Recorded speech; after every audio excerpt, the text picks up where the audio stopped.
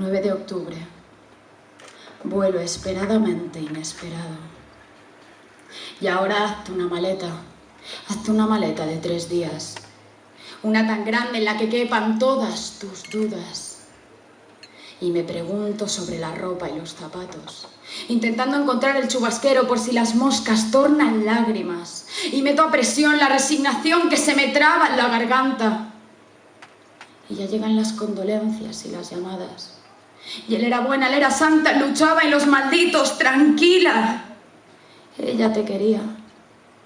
Y mi única pregunta es cómo mirar ahora a mi padre a la cara.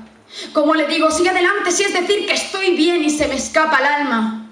Que parece que si río no sufro, pero ya no me quedan máscaras. Que por no aprender a decir que es cierto, por mentirte a la cara y mentirme al espejo, se me fueron rompiendo los sueños y con ellos las alas. Y en su lugar se posaron los miedos que me dejan un clavo por cada paso. Y su luz, que ya se escapa. Que fue la luchadora más dura y se quedó sin armas, porque a la vida le gusta llevarse los mejores ángeles. Que esta es la maleta más jodida que he hecho. Que pude decirte te quiero y me entró el miedo. Porque es ahora cuando todos los detalles de nuestras ahora escasas conversaciones me acechan.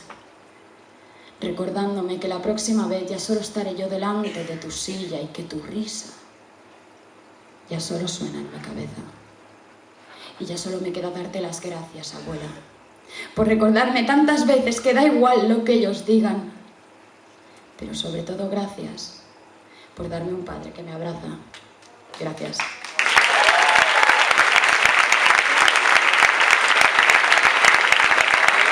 Laia González. Oye,